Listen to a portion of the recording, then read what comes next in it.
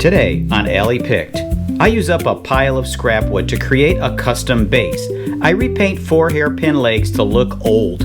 On the base I mount an antique steel tube hose cart and I top it all off with a thick piece of glass to create a one-of-a-kind upcycled coffee table. I like it! And I guarantee this is something you have never seen before.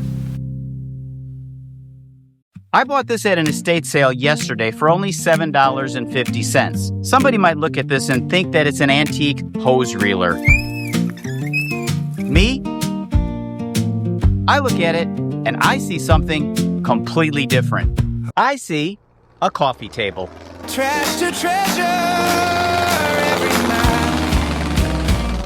night. Let me know if you're catching my vision here. What I was thinking about doing was making a base out of scrap wood, cutting it round, and then making some sort of feet or legs. On the top, I'll see if I could find a piece of glass. That way, when you see through the top, you can still tell that this is an old hose reeler, and you'll see a beautiful piece of wood here. At least, that's what I'm thinking. And when this is done, at least in my mind, this is going to look incredible. I went to the estate sale just to see what I could find. Spotted that old hose reeler, bent up and rusted with time. Solid metal, heavy in my hands, green paint hiding under red.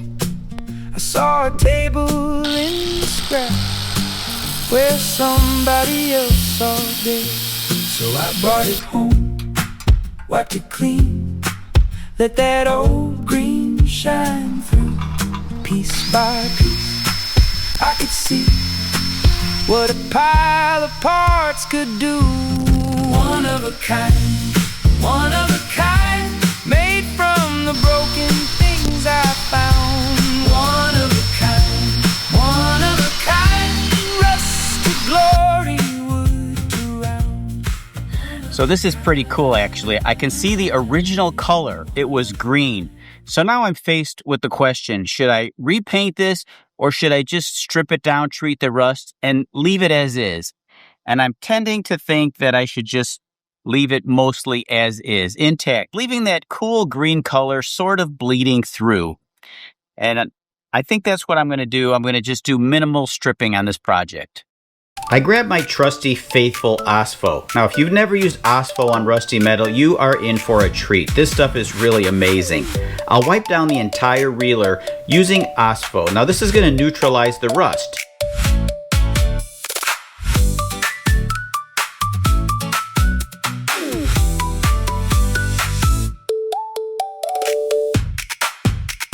Two of the square nuts were missing, so I'll use some black patina chemical from my stained glass supplies. Hopefully this will turn it black and make it look older.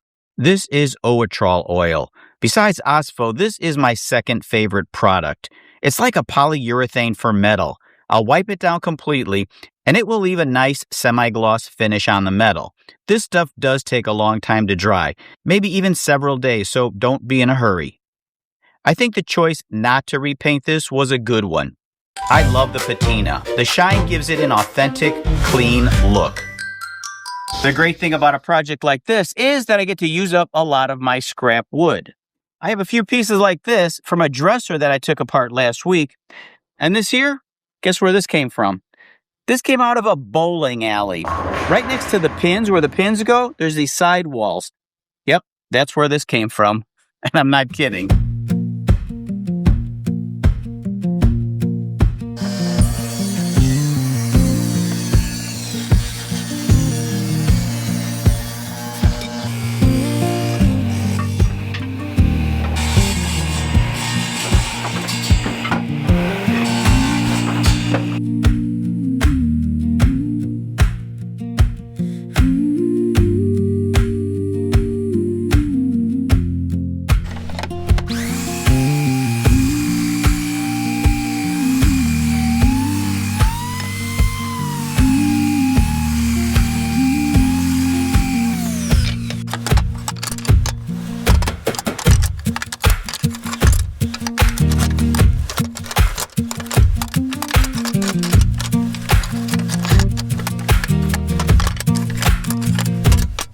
This is a 2-foot diameter, 1/2 inch thick piece of glass that I bought off of a seller on Facebook Marketplace.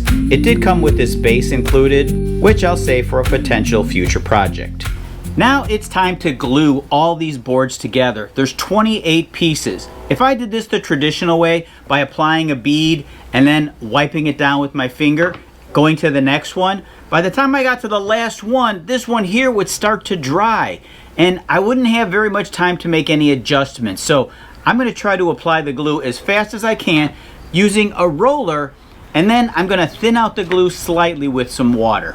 Every time I buy a gallon of glue, I think it's going to last me a lifetime. It hasn't been all that long and I'm already down half a gallon. This glue up will use quite a bit. This is a roller for semi-rough surfaces. It's not that I'm using it because the surface is rough, but because it holds more glue in its fibers than a foam roller or a smooth roller. As I get through over about half the boards, I notice that the glue is starting to get tacky, so I decided to do this in 2 stages. I'll clamp about 2/3 of the boards in the first glue up and then the other third later.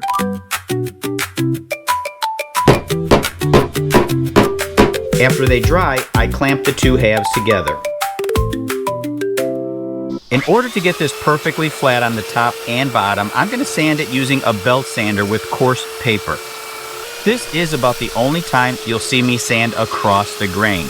This helps to remove more material quickly and evenly. After which I will sand it with the grain using increasingly finer grits. This is not a very easy thing to do if you're not experienced with a belt sander. It is easy to get gouges and scratches in the wood that you won't see until it's finished. Once I get this pretty smooth with a belt sander, I'll switch to my orbital sander and finish it up.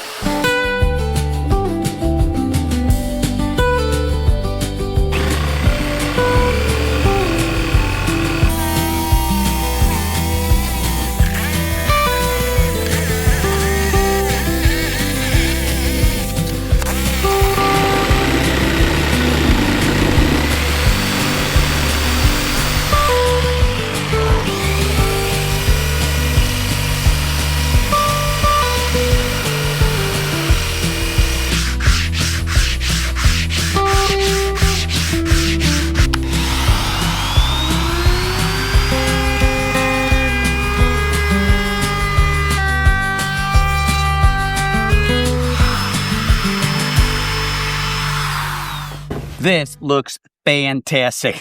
I really love it. I don't want to stain it. I just want to leave the natural look of all these different kinds of wood. It did take me a lot of work, a lot of sanding and a lot of sawdust to get to this point. I was originally going to use this side, but then I saw a defect right here. I left a piece of metal in the wood. I'm not sure what that is, but I don't want it to appear on the top, so I flipped it around, and this became my new top. This is a warm satin polyurethane, which means it's going to need to be mixed. It does have a lot of gunk on the bottom. Just look how this finish makes the wood sing. I'll give it at least 3 coats of this Minwax polyurethane. I'm marking the bottom where my 4 hairpin legs are going to go, which I bought off of Amazon. I have tried to make these myself in the past. They do take quite a bit of work and a lot of time, which I currently don't have. Maybe after I retire, I'll start making my own. Then I set some metal legs underneath to hold it high. Thick round glass on top. I like it. It's weird, yeah, but in a good way. There's a few things that I need to do.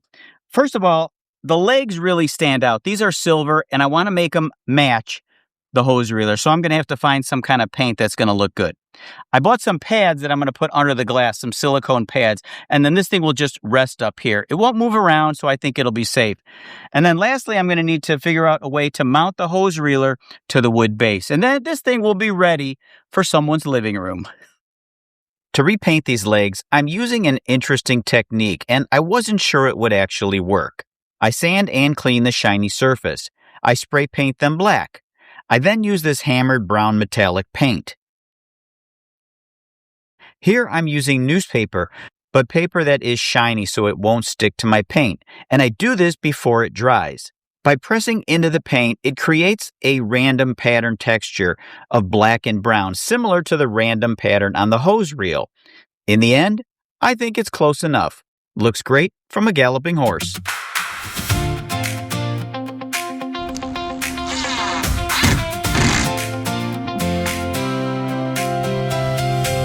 A little secret to cleaning glass. Newspaper.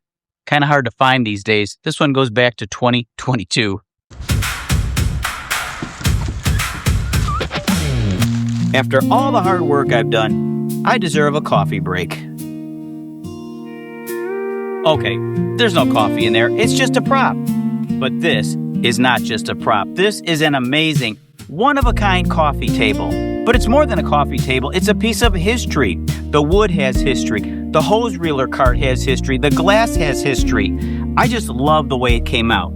And all this can be yours for the very low, low price of $1 million. I hope you enjoyed today's video. I'm Tom.